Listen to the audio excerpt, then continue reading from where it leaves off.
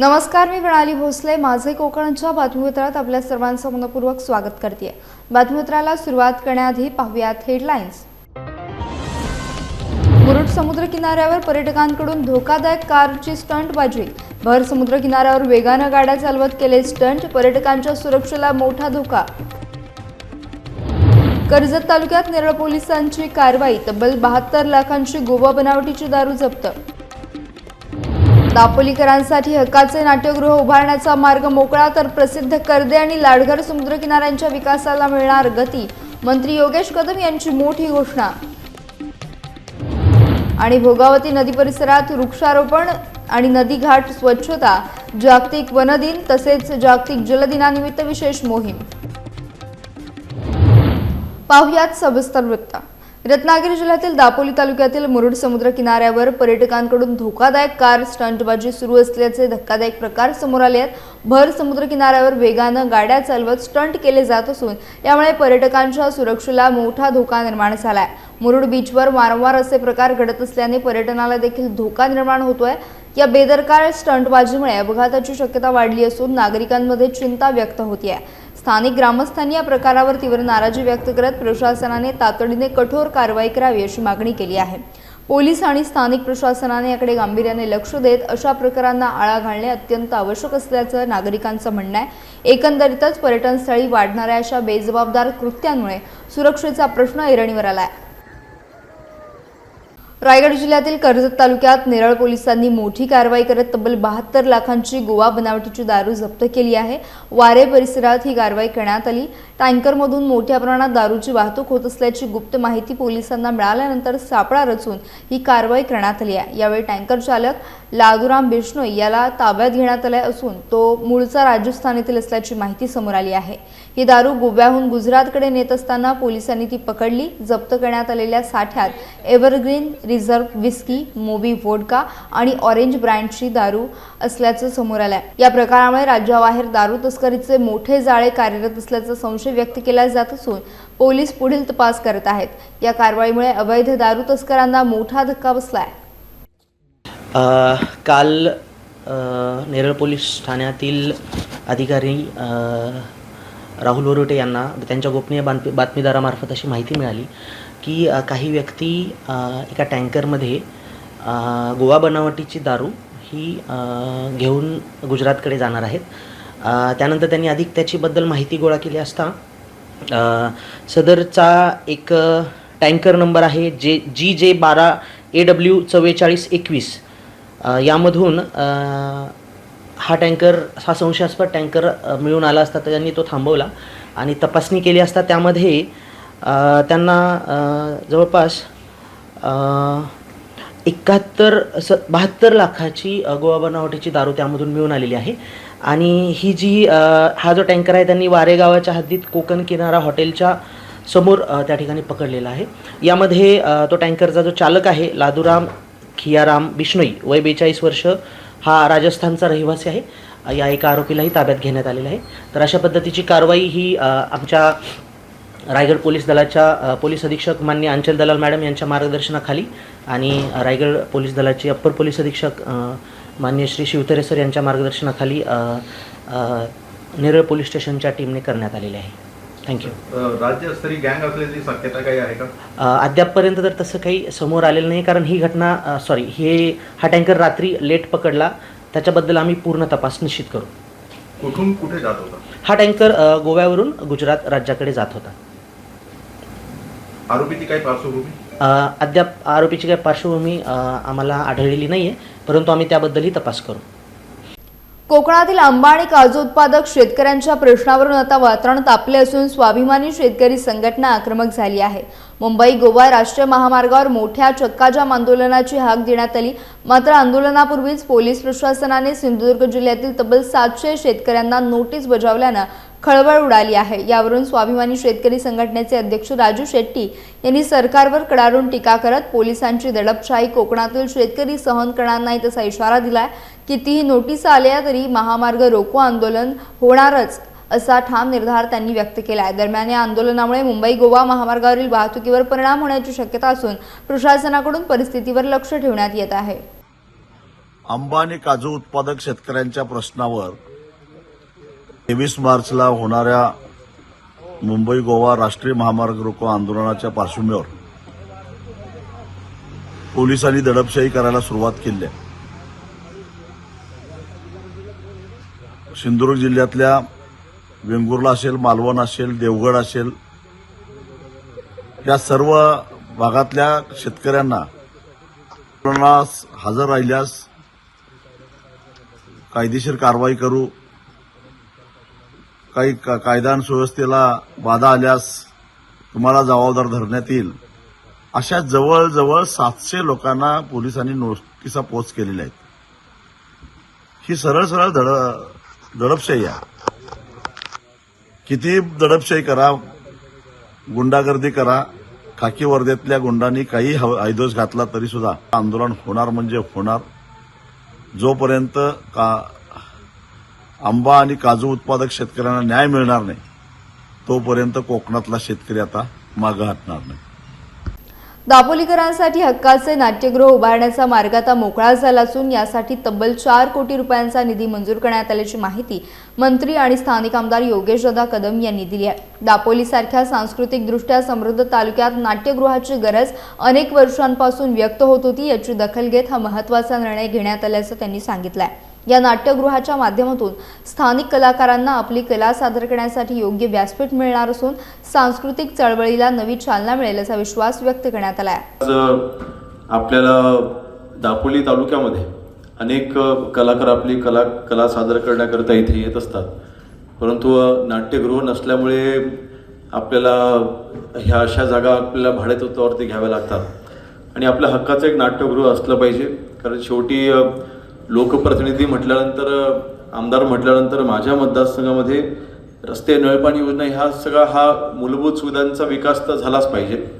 त्यासोबतच मी आर्थिक विकासाला पण तेवढंच भर देतो, परंतु तेवढंच जास्त महत्त्व हे मी सांस्कृतिक विकासाला देखील देतो आणि म्हणून ती बांधिलकी जपून आपण आपल्या मतदारसंघामध्ये खेड तालुक्यामध्ये माननीय एकनाथ शिंदे साहेबांनी जवळपास 11.5 कोटीचा निधी दिला आणि खेड तालुक्यामध्ये उत्तम असं तिथं नाट्यगृहाचं आपण उभं केलं आहे.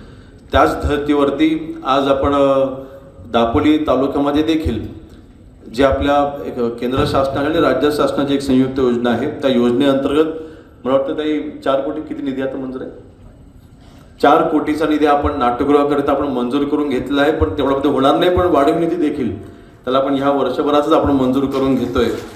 आणि म्हणून दापोलीकरांसाठी देखील लवकरच नाट्यगृह इथे उभं राहील. एकंदरीत कलाकारांना आपण वाव दिला पाहिजे ह्या मताचा मी नेहमीच राहिलोय, कारण माझ्या वडिलांकडे मी ते शिकवून घेतलेली आहे. रत्नागिरी जिल्ह्यातील दापोली तालुक्यातील प्रसिद्ध कर्दे आणि लाडघर समुद्रकिनाऱ्यांच्या विकासाला आता गती मिळणार आहे. कर्दे गावाच्या समुद्रकिनाऱ्यासाठी ग्रामविकास अंतर्गत तब्बल 14 कोटी रुपयांचा निधी मंजूर करण्यात आला असून लाडघर किनाऱ्यासाठी 5 कोटी रुपयांची तरतूद करण्यात आली आहे.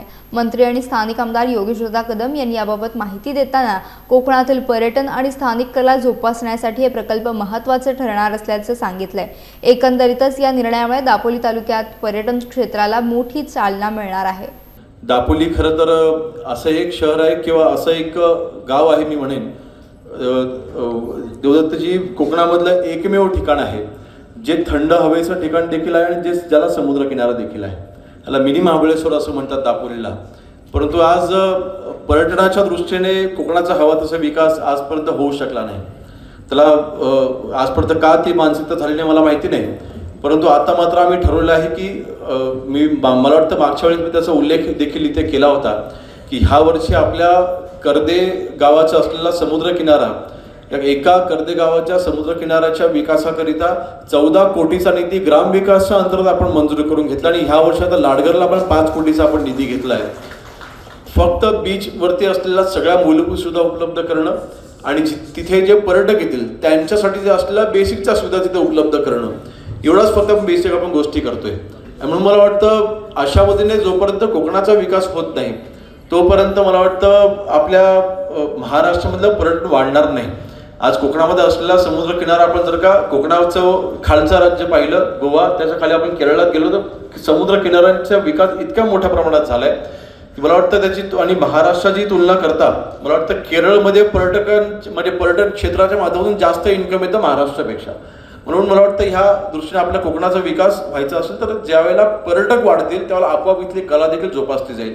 कारण ज्यावेळेस आता आमच्याकडे आता दापोलीमध्ये येणारा पर्यटक हा 90% पर्यटक हा पश्चिम महाराष्ट्रामधून येतो आणि तो फक्त इथले मासे खायला, इथला आंबा खायला, इथल्या खाद्यपदार्थांचा आस्वाद घ्यायला तो इथे येतो आणि समुद्रकिनारे एन्जॉय करण्यासाठी येतो.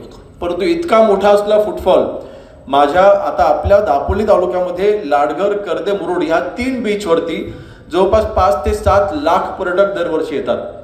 इतकी मोठी संख्या आहे. परंतु येणाऱ्या पर्यटकांना जर का आम्ही ही कला देखील सादर करू शकलो तर कलाकारांना तिथे वाव मिळेलच, परंतु कलाकारांचं पोट देखील सहजरित्या भरू शकतं. आणि वर्षात 8 महिने आपल्याकडे दापोलीमध्ये पर्यटक येत असतात. पावसाळ्याच्या दिवसामध्ये देखील येतात पण कमी प्रमाणात येतात. परंतु मला वाटतं हे 8 महिने हा आपल्या दापोलीकरांच्या आयुष्यामधले बदल करणारा हे 8 महिने 100% घडू शकतात. इतकं मोठं पोटेन्शियल आपल्या दापोली तालुक्याला आहे. आखाती देशातील युद्धाच्या पार्श्वभूमीवर देशात गॅस टंचाई निर्माण झाल्यानं अनेक हॉटेल व्यावसायिक अडचणीत सापडल्यात. मात्र रायगड जिल्ह्यातील मेढेखार येथे एका मराठी उद्योजकाने यावर भन्नाट उपाय शोधत चुलीवरच्या चायनीजचा अनोखा प्रयोग यशस्वी करून दाखवला. मंगेश म्हात्रे या उद्योजकाने गॅसऐवजी लाकूड आणि सरपणाच्या चुलीवर चायनीज पदार्थ तयार करण्यास सुरुवात केली. त्यामुळे पदार्थांना नैसर्गिक खमंग चव येत असून खवय्यांची गर्दी वाढू लागली आहे. कोयनाड नागोठणे मार्गालगत निसर्गरम्य वातावरणात असलेल्या सेंटरवर ग्राहक दूरवरून खास चुलीवरचे चायनीज खाण्यासाठी येतात. विशेष म्हणजे या व्यवसायात संपूर्ण कुटुंबातील सदस्य स्वतः मेहनत घेत आहेत. गॅस टंचाईच्या संकटाला संधीमध्ये बदलत मराठी माणूसही व्यवसायात वेगळी ओळख निर्माण करू शकतो हे मंगेश म्हात्रे यांनी दाखवून दिले आहे. तर चुलीवरचं चायनीज हे संकल्पना म्हणजे आता सध्या गॅस टंचाई असल्यामुळं मी थोडासा वेगळा प्रयत्न करून पाहिला की लोकांना काहीतरी वेगळं द्यायचं किंवा आपली ॲडजस्टमेंट करायची. ह्या गोष्टीनं मी विचार केला काहीतरी वेगळं द्यायचं. लोकांना माझं चायनीज एरवीसुद्धा आवडतं, सगळ्या गोष्टी आवडतात ते तर सांगायलाच नको, पण एक वेगळा प्रयत्न की आपण थांबायचं नाही कुठं. गॅस जरी संपला तरी काहीतरी पोटापाण्यासाठी आपल्याला काहीतरी करायला पाहिजे. या दृष्टिकोनातून मी हा छोटासा प्रयत्न केलेला आहे आणि लोकांना चुलीवरच्या चायनीजची चव ही आवडायला लागलेली आहे. लोक बोलतात. आता पुढे देऊ शकतो किंवा नाही ही गोष्ट वेगळी, पण सध्या तरी मी ह्या गोष्टी प्रयत्न करतोय. त्याबद्दल मला खूप समाधान आहे की एक मराठी माणूस कुठेतरी काहीतरी प्रयत्न करतोय. आज नेपाळचं कूक आणून आपण इथे एक चायनीज म्हणून ॲटम लोकांना सर्व करतोय. हे मी एक विचार केला की आपण मराठी माणूस म्हणून ते चायनीज ॲटमची चव ही लोकांना आपण स्वतः द्यावी. हे मला अभिमान वाटतो की एक कोणाला तरी आपली एक ही आहे, देणं आहे लोकांना देणं आहे आपल्याला की आपण एक चांगलं काहीतरी. आणि माझं सततचा प्रयत्न असतो की लोकांना काहीतरी चांगलं देणं, एक वेगळा प्रयत्न. आणि माझी प्रत्येक वेळेस एक वेगळी प्रयत्न असतं की बाबा काहीतरी वेगळं करायचं. रत्नागिरीतील मिरजोळे MIDC परिसरात उभारण्यात येणाऱ्या पत्रकार भवनाचे भूमिपूजन पालकमंत्री डॉक्टर उदय सामंत यांच्या हस्ते पार पडले. या भवनामध्ये ग्रंथालय, अभ्यासिका, सभागृह तसेच निवासी सोय उपलब्ध होणार असून पत्रकारांसाठी मोठी सुविधा ठरणार आहे. यावेळी पालकमंत्री सामंत यांनी पत्रकार भवनातून स्पर्धा परीक्षा मार्गदर्शन केंद्र सुरू करण्याचा प्रस्ताव मांडला. त्यासाठी आवश्यक निधी देण्याची ग्वाही दिली. या माध्यमातून पत्रकारांच्या कुटुंबातील विद्यार्थी IAS, IPS सारख्या उच्च पदांवर पोहोचावेत असा संदेश त्यांनी दिला. सुमारे 1,36,00,000 रुपयांच्या खर्चातून ही इमारत उभारली जाणार असून पुढील 1 वर्षात प्रकल्प पूर्ण करण्याचे लक्ष्य आहे. सोशल मीडियाच्या वाढत्या प्रभावाच्या पार्श्वभूमीवर पत्रकारितेचे स्वरूप बदलत असल्याचे देखील त्यांनी नमूद केले. या कार्यक्रमाला विविध अधिकारी, ज्येष्ठ पत्रकार आणि मान्यवर मोठ्या संख्येने उपस्थित होते. आज सुमारे 1,36,00,000 रुपये खर्च करून आपण ही इमारत बांधणार आहोत. पण ही इमारत बांधल्यानंतर मला सगळ्याच पत्रकार बांधवांना आणि विशेषतः माहिती अधिकाऱ्यांना एक विनंतीवजा सूचना करायची आहे की इमारत वर्षानुवर्ष तशीच टिकली पाहिजे. यासाठी त्याच्यामध्ये काहीतरी कार्यक्रम सुरू राहिले पाहिजेत. आज मी प्लॅन बघितला, त्याच्यामध्ये अभ्यासिका देखील आहे, त्याच्यामध्ये ग्रंथालय देखील आहे, राहण्याची व्यवस्था देखील आहे. मला पत्रकारांना अजून एक अभिनव कार्यक्रम या ठिकाणी सांगायचा आहे की स्पर्धा परीक्षांची केंद्र ही सगळीकडे होत असतात, पण महाराष्ट्रातलं फक्त पत्रकारांसाठी असलेलं स्पर्धा परीक्षा केंद्र कुठं करायचं असेल तर तुम्ही ते या ठिकाणी सुरू करा. त्याच्यासाठी देखील जे काही पैसे द्यायचे, जो काही निधी द्यायचा आहे तो मी द्यायला तयार आहे. परंतु पत्रकार देखील कलेक्टर बनवतात, पत्रकार देखील CEO बनवतात, अशा पद्धतीचे चित्र या महाराष्ट्रामध्ये देण्यासाठी या पत्रकार भवनाचा उपयोग झाला पाहिजे. आज आपण जगाच्या पातळीवरची पत्रकारिता बघत असताना किंवा भारताच्या पातळीवरची पत्रकारिता बघत असताना त्याचं मूळ रत्नागिरी जिल्ह्यामध्ये होतं, एवढं जरी लक्षात ठेवलं तरी अनेक गोष्टी सोप्या होतील असं समजतो. पण या पत्रकार भवनाचा वापर करत असताना आपला आदर्श बाकीच्या जिल्ह्यांमध्ये, बाकीच्या शहरांमध्ये आणि बाकीच्या राज्यांमध्ये निर्माण होईल अशा पद्धतीची भूमिका आपण सगळ्यांनी घेतली पाहिजे. परंतु या रत्नागिरीमध्ये पत्रकारांबरोबरचं हेल्दी वातावरण कसं आहे या सगळ्या प्रसंगातनं आपल्याला बघायला मिळतं आणि तेच वातावरण आपण सगळ्यांनी मिळून टिकवावं. जागतिक वन दिन आणि जागतिक जल दिनानिमित्त पेण येथील भोगावती नदी परिसरात वृक्षारोपण आणि नदीघाट स्वच्छता असे दुहेरी उपक्रम उत्साहात पार पडले. सामाजिक वनीकरण विभाग व वन विभाग, पेण, ॲम्बिशियन ग्रुप तसेच विविध संस्थांच्या संयुक्त विद्यमाने हा उपक्रम राबवण्यात आला. वाढती लोकसंख्या, औद्योगिक प्रदूषण आणि जंगलतोड यामुळे पर्यावरणातील संतुलन बिघडत असल्याची गंभीर बाब यावेळी मांडण्यात आली. नद्यांमध्ये वाढते प्रदूषण, प्लास्टिक कचऱ्यामुळे जलस्रोत धोक्यात असल्याचं देखील अधोरेखित करण्यात आलं.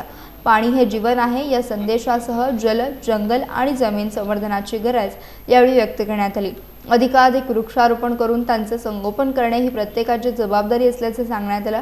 या उपक्रमात अधिकारी, शिक्षक, सामाजिक कार्यकर्ते, स्थानिक नागरिकांनी मोठ्या उत्साहात सहभाग घेतला.